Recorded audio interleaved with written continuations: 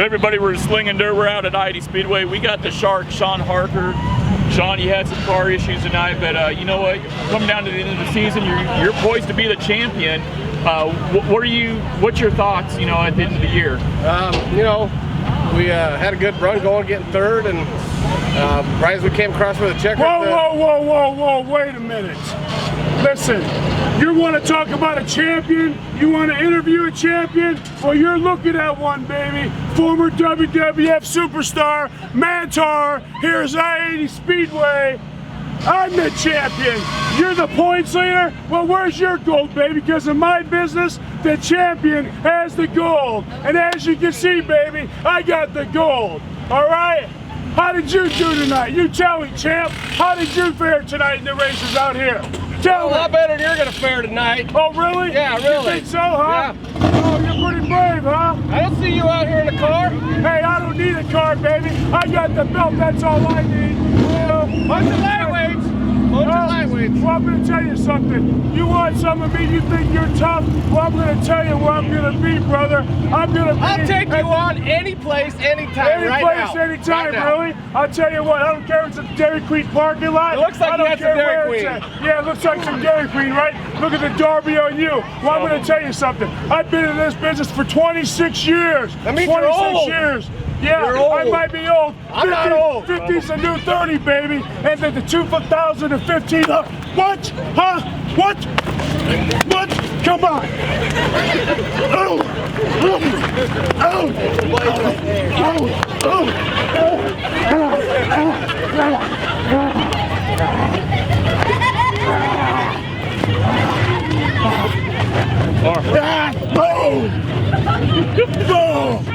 Come on, Shark! Come on, Shark! That's all you got! Huh? Come on, Shark!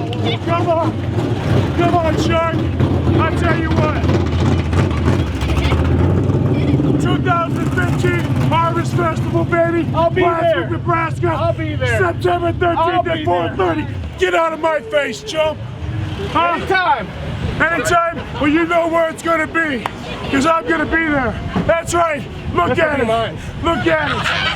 Oh, it's gonna be yours, huh? Yeah! It's gonna be yours, my ass! And I guarantee each and every one of you people, Plattsburgh, Nebraska, September 13th at the Harvest Festival, baby. I hope you come to my territory. Because I'm calling you, I'm on your territory, calling your ass out. I'll be there. Any place. Yeah? All right, Shark. We're gonna find out what you got, baby. Wow, this guy just came out of nowhere. I'm trying to interview the Shark, and this guy shows up. You know, I think Harker was really blown away.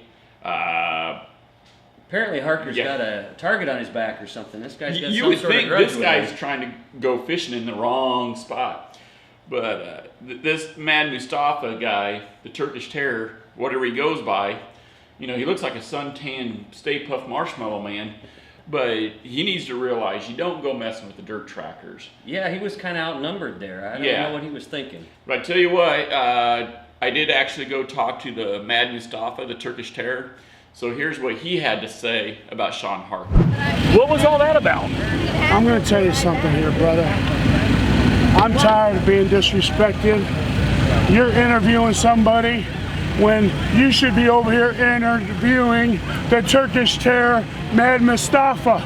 You think I bought this belt at Walmart, baby? I've traveled all over the world. I've been over 35 countries. I've wrestled many superstars. Some of them ain't even on this planet anymore. But I'm going to tell you something. September 13th, Plattsburgh, Nebraska, 4:30 p.m. the Harvest Festival. You and all your NASCAR guys, you can bring each and every one of them.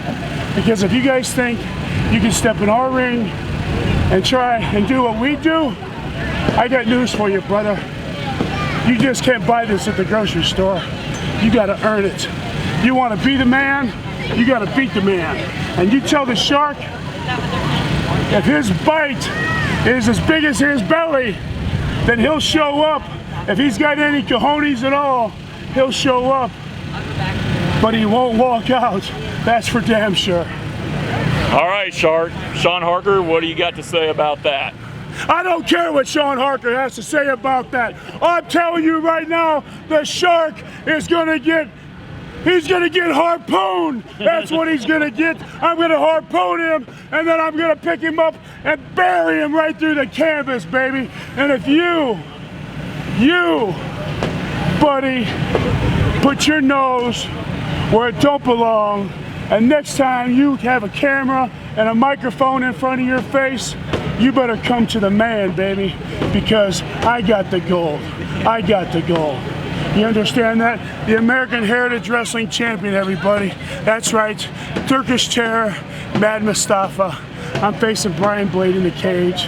And after I'm done with Brian Blade, I'll take on each and every one of you NASCAR guys. That's just how good I am. All right, there you go, everybody. It's the Turkish Terror, the Mad Mustafa, Classman, Nebraska Harvest Days. Let's see what the Shark's gonna do. Bin a Mad Mustafa, Turkish Terror. Ich bin's the Turkish Terror aus Istanbul, Turkey. I will, Shark. I will bury you. I will put the hook in your mouth, baby, and I'll reel you in nice and slow, just like the big fat fish that you are, baby. So show up September 13th, and you'll find out why they call me the champion.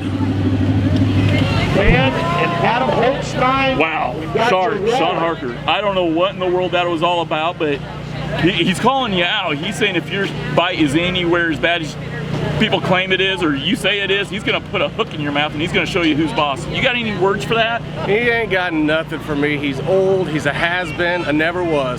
So, even though he was a WWE superstar and he does this for a living, I'm gonna show up. He may not know where or when, but I will be there.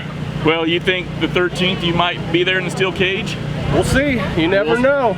Well, there you go, folks. Coming from the Shark out at ID Speedway. You know, he's calling out all the NASCAR drivers. He said he'll take us all on. Well, you know, I'll join forces with you. I'll get him when he's least expecting it. There you go, the Shark, Sean Harker. You know, Sean Harker, he's a washed up, wannabe, never was, has been. The only thing, Sean Harker, the Shark, is that he's a pretty intelligent guy. But, man, that Mad Mustafa, that's a big son of a gun. He is. He's big, but you see him next to Harker. Harker's no little boy either. No, I think Harker can take it. Yeah, I think Harker. Hey, my money's on the NASCAR guys, the dirt trackers. Damn right. Like I said, what we do is not scripted, it's not rehearsed, it's not choreographed. What our sport is genuine. You go to wrestling, and everybody knows that they choreograph, they talk it out, stuff like this. But this guy to show up out of nowhere. You know, we're just enjoying a nice night out at I-80 here, and this guy shows up. So this will be interesting. You know, when is the Shark gonna see the Mad Mustafa? If there's one thing I know about Harker, he's not just gonna let this die down.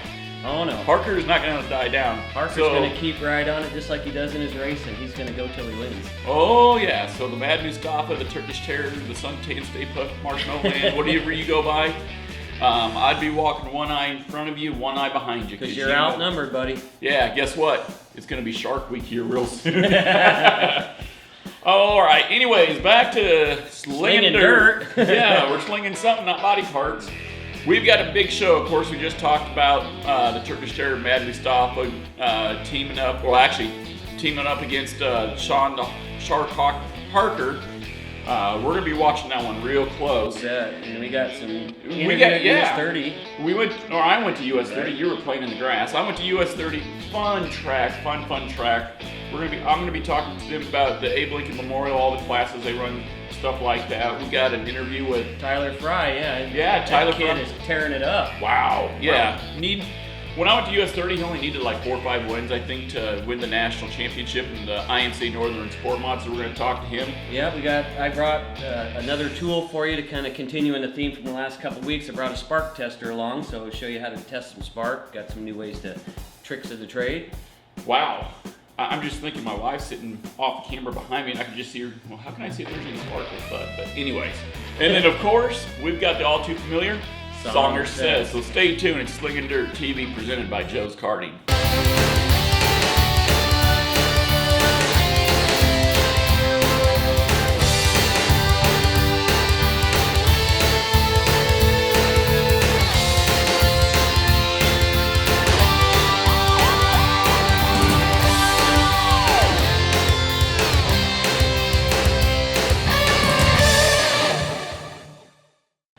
everybody, welcome back to Slingin Dirt TV. I'm Buddy Ray, Jack Prawl, the Fastest, No. slowest guy on the track. according to the points, you're the 15th fastest sport mile driver. I can't deny that. Nope. So, tell you what, Jack, you and I, we've gone to Denison once together. We've raced Eagle together. We've raced I-80 together.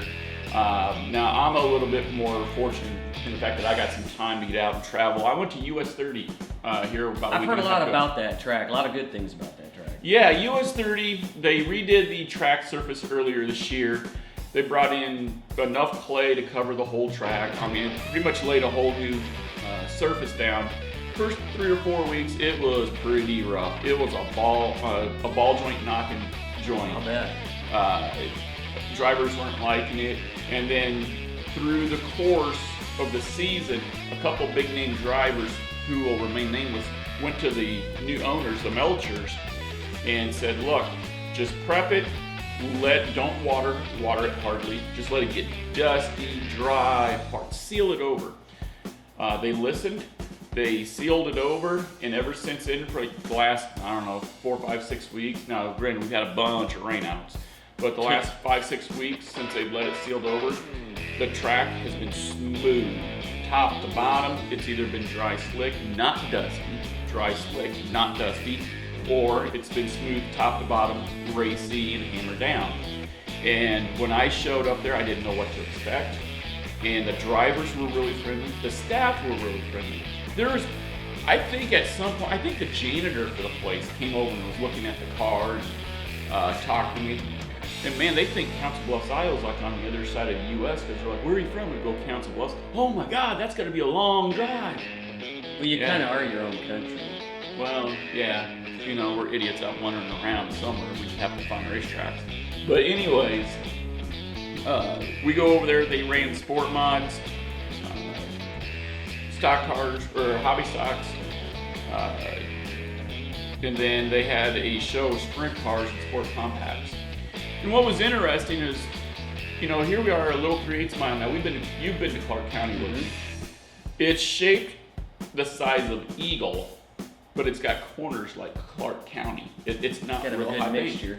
Yeah, it's not. I wouldn't consider it high banked. It looks banked more than what it really is. When I was out there in the car, I'm like, wow, this is all the banking there really is out here. I was like, okay, but it's a real racy track, real wide track.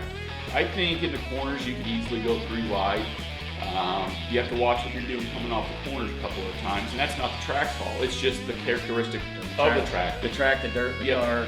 Yeah, Right. so you got to watch what you're doing. The one thing I did notice is a lot of fans in the stands, and you'll see that here in the footage. There's a lot of fans in the stands, and even those fans are nice. This is kind of the, if 200 people out in the countryside of Murray, Beaver Lake, Lake Wakanda area, if 200 farmers got together and just wanted to make a good old fun play ring with cars, this is the mentality there. It's still an INC structured show, but it's so fun to go out and just kind of hobnob around, get to talk to guys, stuff like Well, that. and the more we travel and visit these different tracks, I haven't found a track really that's had bad people. Racing Yeah. fans are racing fans, and they're going to treat you right as long as you treat them right. One thing that shocked me, I had 4 or 5 fans ask me where Preston was. Really? Yeah, they're like, where is that little smart ass? I've threatened to duct tape Yeah. into the light poles at the So track I was like, before. no, he actually is back home in Trainer, Nebraska now.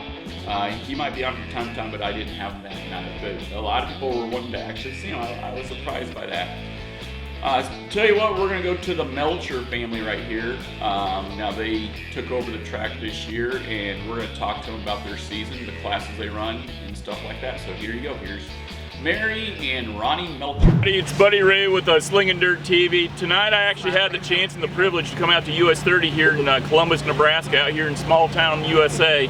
Tell you what, if you guys want to have one hell of a good time racing a fun little track, you've got to come to US 30 Speedway. The staff is extremely friendly. The racers are extremely friendly. I've been racing for 23 years and I had people coming out of the woodwork. Bud, nice to see you. I'm sorry, I couldn't remember who they were at first. But this is really cool. This is one of the old school family run tracks. We got Ronnie Boo Boo and Mary. Murray K. So, and this is the Lincoln family, Melcher. or Melcher, I'm sorry. So, But I Ronnie, was a Lincoln. Lincoln Ronnie, turned Melcher. Mary, go in and give us, you know, introduce everybody and tell us how this went from the Lincolns to you guys. Keep talking. Well, while Mama's busy, I'm Hold on. Angie. I'm the oldest daughter, and I often take charge when she's busy. This is youngest daughter, Allison. The one that just left the frame is the daughter, Alana. She was the concession manager. And then we have our only brother, their only son, Anthony, who is tech, pit, prep, maintenance, and everything else. This is Ronnie Boo Boo. And this is Mike Ganskow. He is a brother-in-law, and he is one of our officials, intern 1. And amazing. Talk about your guys' season. You guys run on Thursday nights, and it seems to work really well historically for the track here. And one of the fastest shows that I've ever seen. 2.5 hours in, out, good racing, and you go home. One thing we don't do is we don't take much of an intermission. Maybe 5 minutes for our flagmen to get something to drink. Quick little break and back at it. We all have to be at work Friday morning too, so we hope to try to get everybody in and out so that everybody can get home and get to sleep. If you choose to stay and party in the pits and be late for work Friday, that's your own fault. Party! Now on Thursday nights, what all classes do you typically run on Thursday nights for a weekly show? Our regular weekly shows includes IMCA Sport Compacts, IMCA Hobby Stocks, IMCA Stock Carts, and IMCA Northern Sport Mods. And then we alternate between the IMCA 305 Sprints, A Modifieds, IMCA, and the Limited Late Models.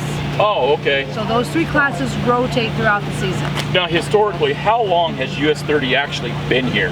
This is our 30th season. 30 years. 30 years. My dad built the track, and when the opportunity last year came up to buy the track, it was kind of a no-brainer, and we bought the track.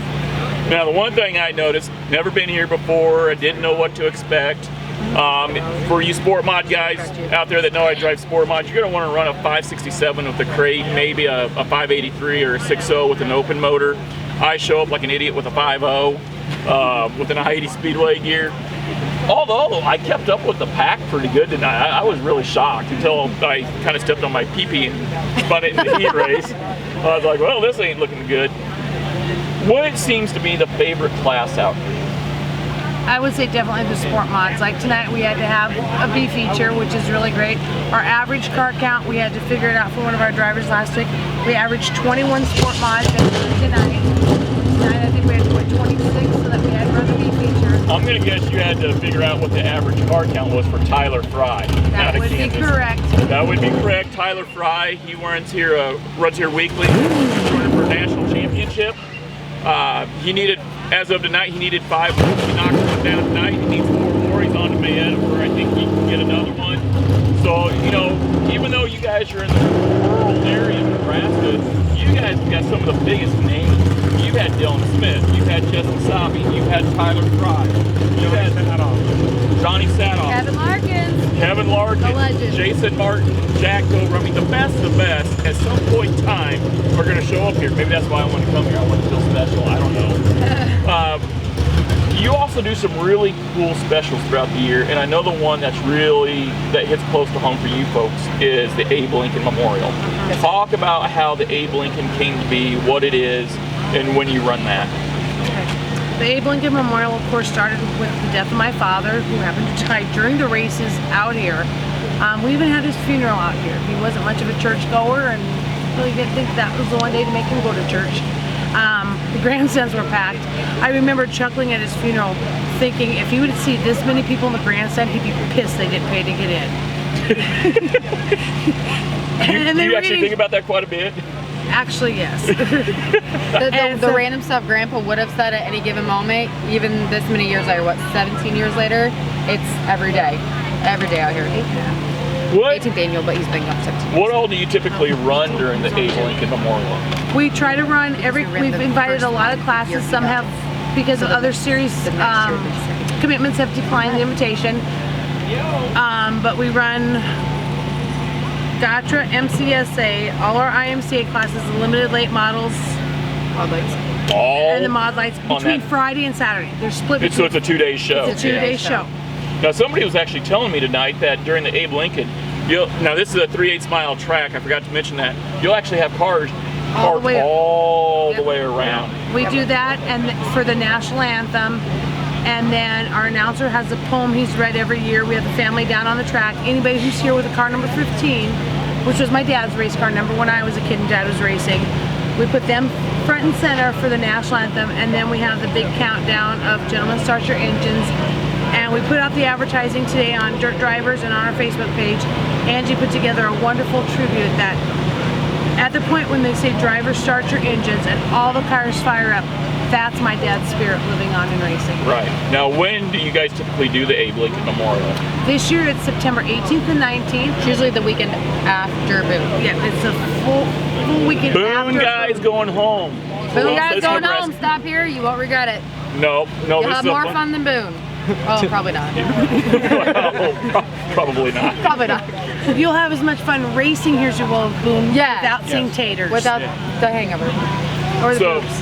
Or what time do you guys start on Thursday nights? 8. On Thursday nights, 8 p.m. 8 p.m. It's a $25 pit pass to come into the pits. Ticket grandstand prices. $12 for adults. Kids, junior high and high school are $6, and 11 and under are always free. So I could bring one of my crew guys in here who's off the camera, and I might be able to take him for like a ugly old 6th grader and get him in cheap.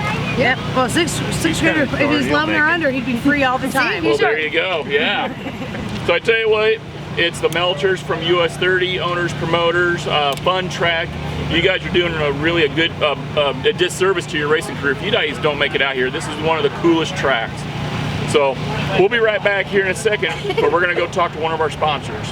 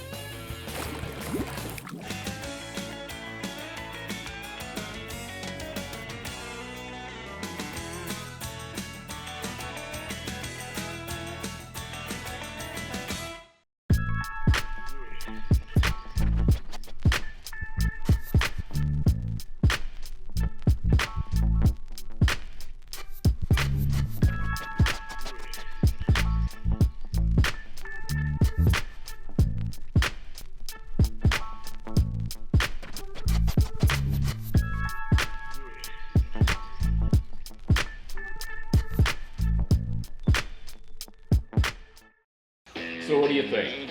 Hey, I think I'd like to go out there and have a shot at I seriously... track. You know that I like the smaller tracks. I'm not really a quarter-mile fan, but anything bigger than a quarter mile or less than a half mile, that's right. Yeah, this is a 3/8 mile. Right. The one thing I noticed is you're balls to the wall. Okay, bad analogy in stock car racing. You're hammering it down the straightaway. You're fast down the straightaway, but it's like you can either go to the high side or you can go to the inside. But I think there was once or twice in my footage where I ran 2 or 3 wide, and it was fun. I'm telling you, I think you would like that track. So far, when I've told you you've liked the track, I've never been wrong. Yeah, I'll give you that. One of the few times. That or one of your balls dropped. I'm not for sure yet. So I tell you what, whose balls have dropped though. Yeah. Oh boy. Old Tyler Fry. Is he tearing it up or what? That double nickel, yeah. Tyler Fry out of Bellsville, Kansas, I believe. The Bellsville Bullet. This guy looks like he belongs to the WWE. I'm standing next to him, I'm like, good Lord, his head weighs as much as my chest and my stomach. I mean, that's a big head. But he's a really, really nice guy. I've been racing for 4 or 5 years now, I think. And he walked over. I didn't even realize he raced there. He walked over and he's like, bud, did you get lost? I was like, probably. So we started shooting the crap. And I was like, hey, you want me to interview you? Or can I do an interview with you? I mean, you're going after national points. He's like, absolutely. So after the races, went and talked to him for a little bit. So here's Tyler Fry out of Bellsville, Kansas, the driver of the double nickel. Hey everybody, it's Buddy Ray back with Slingin Dirt TV. I tell you what, I got one of the coolest sport mod drivers, one of the fastest sport mod drivers in IMCA across the nation. Out of Kansas, the 55, the double nickel of Tyler Fry. Got a blonde moment. It's hot and humid out here. We're at US 30 Speedway in Columbus, Nebraska. Tyler, now we raced a couple of weeks ago, so at that time you were telling me you needed 5 wins. You popped off 1 at US 30. You need 4 more wins for the national championship. How, at this stage of the game in the season, are you getting a little nervous? Are you really watching what the other guys are doing? Are you really strategizing with your season? Oh, we kind of were, and then we had some bad luck last weekend. And so this whole week we just concentrated on getting our stuff back going the way we needed to go to win races. And the car was phenomenal tonight. We wrecked it real bad last Saturday. So we spent all week.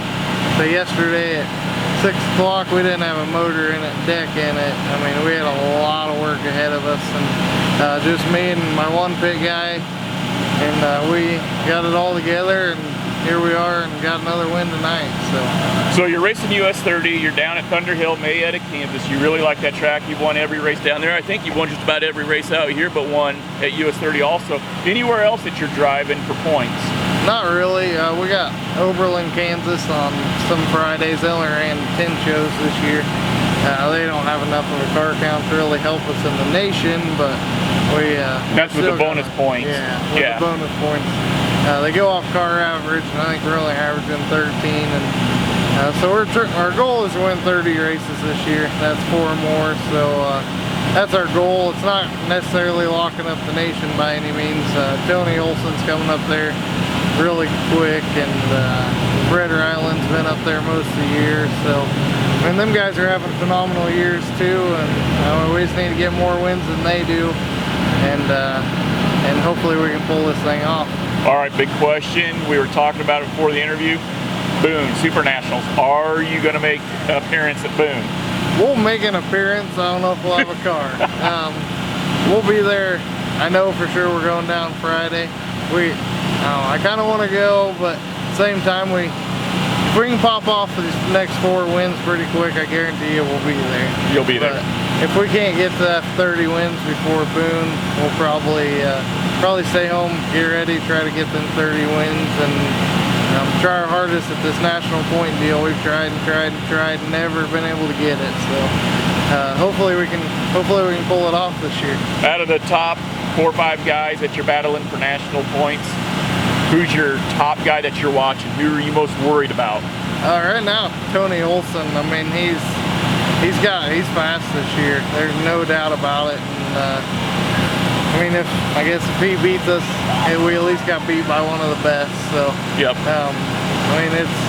It'll come down to the end. I say he's got 3 nights this week. He's only, I don't know if he raced tonight, but we're 6 wins ahead of him right now. So he can come through there really fast. He's got a lot of nights left for points, and so anything can still happen at this point.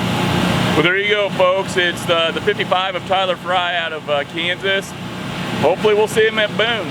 Good luck, Tyler. Thanks. You know, I asked him that night going into US 30 how many wins did he need to lock up the national championship. He only needed 5. He started 12th in the field. He took it, had to take it, he had to get aggressive. One thing about Tyler Fry is I noticed he's not a dirty driver. No, not at all. He'll weave in and out, and he'll make some gutsy calls, but he doesn't seem like the kind of guy that's willing to tear up his car, even if it's for a track championship. He reminds me of a cross between like Dylan Smith. He kind of has that patience. Yes. And then your buddy Josh Most, he's kind of got that bonsai when I need to, but it's kind of a cross between the two of those, the way he drives. Damn good. He's very smooth going into the corners, but if need be, he can definitely trace the tank with you. But when I watched him at US 30, he was definitely the class of the field. Very, very smart, very methodical in his driving.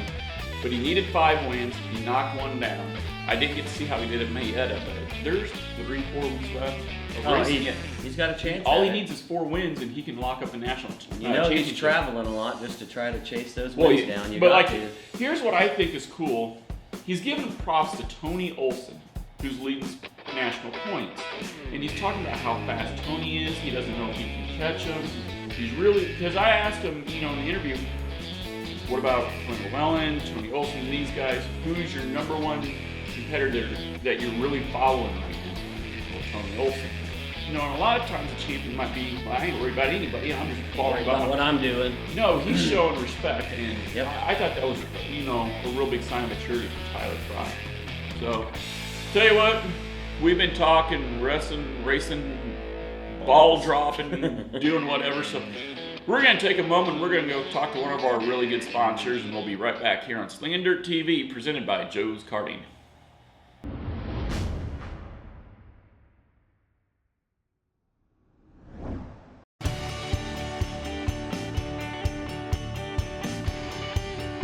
At Kaziski Auto Parts Team PRP, this is where everything starts with our quality control, staying clean, and everything is organized right here in the teardown. At Kaziski Auto Parts, in our Step 2 process, this is where our guys take the engines and trannies out. They power wash and make sure everything tests good and clean so you have no problems for your vehicle. This is Step 3 at Kaziski Auto Parts. This is where everything, again, is organized, put on the shelf properly, tagged right. And if you notice how clean everything is, so it suits you, because we're not a junkyard, we are a recycled auto parts store. This is our last and final step here. This is the shipping and receiving. This is the last part where the part gets checked one last time, so 3 people will touch your part before it goes out the door, packaged properly, and sent right to your door. Kaziski Auto Parts Team PRP. We have over 1,000 cars in stock a year, over 1,000 engines and trannies. Give us a call anytime, 402-731-4592. Any one of our 10 salesmen can help you at any time. Hey, welcome back to Slingin Dirt TV, brought to you by Joe's Karting. It's time for our tech tip of the week, and as you can tell, Buddy has no clue what this is without me telling him. But it's something all of you need to have, and they may come in a variety of shapes and sizes, but this is a spark tester. And as we were talking about in previous episodes about how to troubleshoot things, this is something you can use on your weed whacker, clear up to anything that's got 8 cylinders. And what's great about these is you can see what you're doing. Please do not destroy my tool. What he's doing is these are made to adjust the gap on the spark. You connect your spark plug wires to these, connect this to your block, and roll your motor over, and you will see the spark jumping in between here, and you can adjust these to see how far the spark is jumping. This is going to tell you that you have a bad spark plug wire, a bad coil. Like on a tuner, they have multiple coils. So it's nice to be able to see exactly which cylinder's doing what, and it can isolate down from spark plug wires to coils all the way back. So it's a real time saver just to unhook some spark plug wires and snap them in there. If you have a 6-cylinder, do you just take these 2 out and just run these 6, or if you got a 4-cylinder, do you take these out? Nope, just leave them in. It doesn't matter. All you gotta do is connect your spark plug wires to the ones you want to use and adjust the gap on them. And it even has on it, the size of the gap. There's graduated lines on here so you can see how big of a spark you're getting. I will tell you, the rubber little booties on here to protect you. So if it's rolling, you're rolling the motor over, make sure you're grabbing that. If you grab this while you're turning it, you're gonna get shocked. I know, I've done it. Where do you get something like this? You can get these from just about anywhere. You go to any of the tool stores, automotive tool stores will carry this. And you've seen the little single ones they have that looks like a spark plug boot with a little spark jumper on it. Something like this, you can go to Snap-on or any of the tool trucks will have, or automotive supply stores will have something like this. They're just a handy tool. Do you use this quite a bit on your own car? I've used it on all my race cars. I've used it on boats, lawnmowers, everything, because it's the one thing. It's so easy to just take a spark plug wire on there, connect it, ground it, roll it over, and be able to see that it's sparking or not. Okay, see as how I gotta ask, because I've never seen one of these. You put your 8 spark plug wires on there, and these turn in and out. Right. So when you put it on there and it fires, it's going from that tip to the center electrode right, here, which right? is your ground, just like you put in your block. So when it's got 3/8, or actually it's got 1/8, 3/8, ½ inch, quarter. So when you're setting your gap, are you setting your gap on your spark plug? Is it telling you what the gap should be? That's what I'm on, because if you're going in here, it should spark over here, but it should spark the same at quarter as it does at 3/8. Exactly. It should spark obviously the closer the electrode is to the ground, it's going to spark. But what it does is by widening it out, you can see if the spark changes color, which means it's getting weaker the further away it gets. But your spark plugs, like even on our cars, they're running like 40,000s, 45,000s, whatever your spark plug manufacturer tells you. This isn't graduated in thousands, but it can tell you how far that spark is traveling, so you know that you're getting a good spark at 40,000s. A quarter inch is a lot bigger than 40,000, so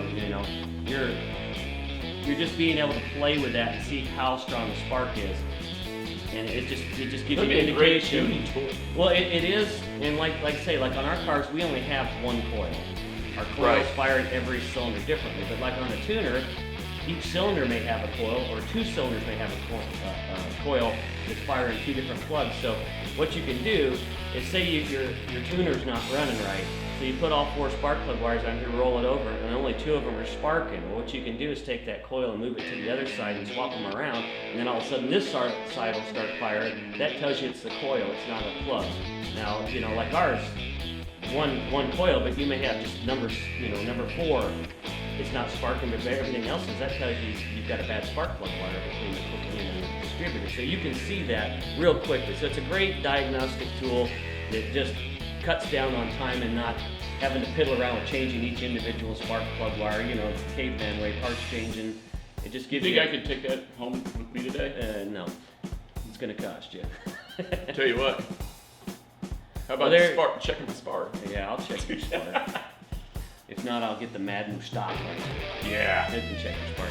Anyways, that's our tech tip of the week, so we'll be right back from some words from our sponsors.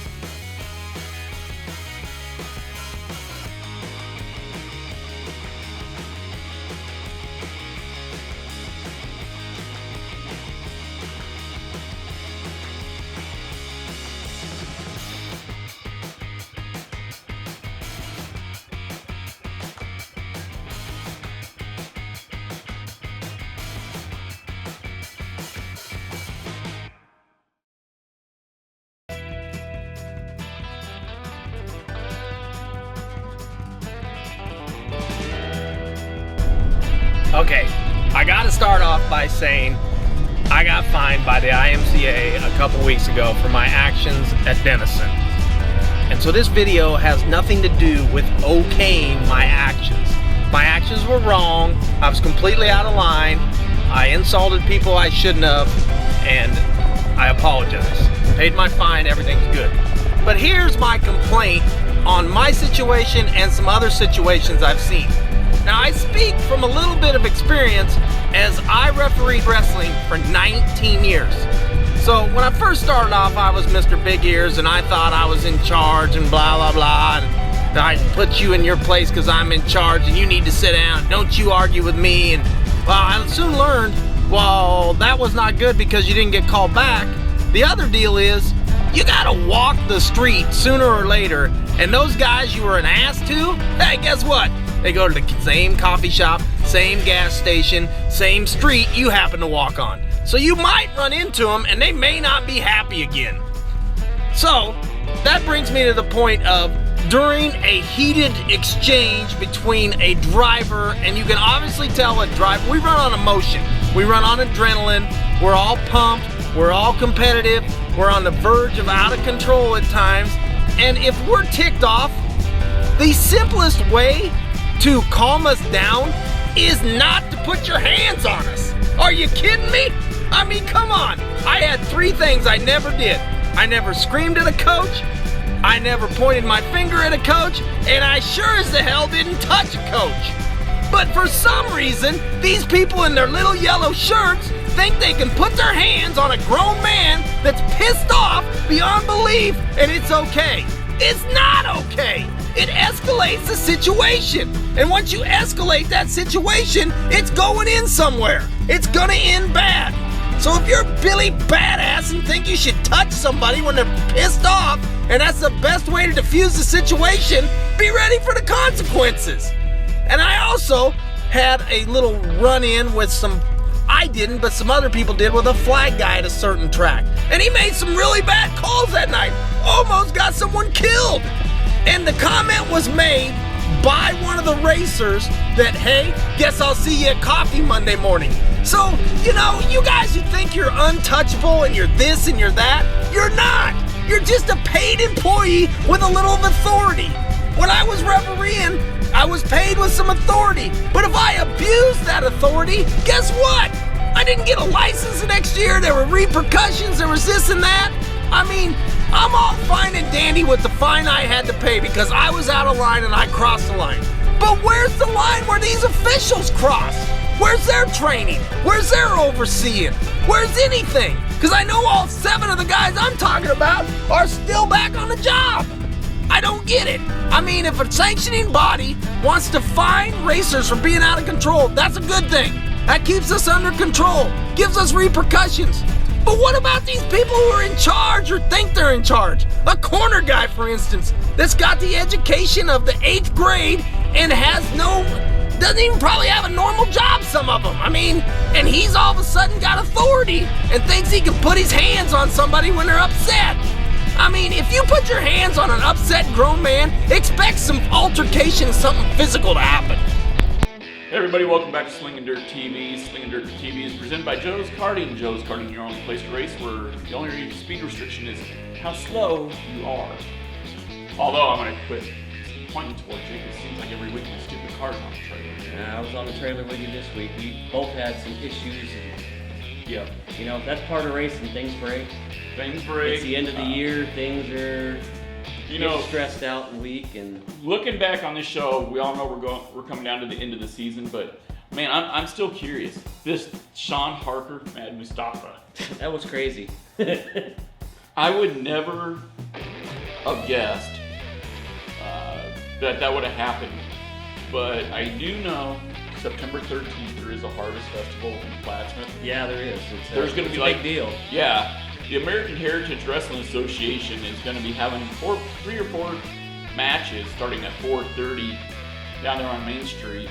I can't remember the name of the bar, but it's all the way down on Main Street to the left. Well, there's like 6 right. bars in Plattsmouth. No, this is the big one. This has got the outdoor volleyball court, stuff like this, but it's on Main Street on the north side, all the way down, right before you go underneath the underpass. Yeah.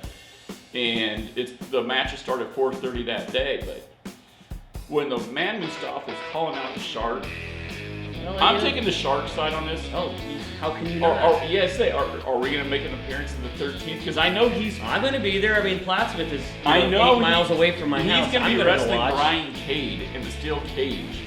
I'm going to go out there and heckle the crap out of him. Yeah, he's going to be wrestling Brian Blade in the steel cage for the World Heavyweight Championship. He wants to stick his nose in our business, me and Shark. Yeah, I think we'll go stick our nose in his business. Yeah, let's see what we can get a bunch of dirt track guys down there and heckle the crap out of that donut-eating fool. See exactly what it is he wants to do and what he wants to accomplish. So you folks are going to have to stay tuned here on Slingin Dirt, because, like I said, you ain't going to walk in our house and disrespect us. No. We're going to come right back. No, it ain't happening. Tell you what, Jack, let's get to it. Let's go work on race cars. Well, I'm going to go work on race cars. You're going to go mow grass. I'm going to go, well, it's raining today, but I'm going to go mow some grass as soon as it dries up, but I'm definitely going to work on the car today. Yep. For everybody here at Slingin Dirt, thank you, and we'll be right back, same time, same bat channel, next week. Bring your balls.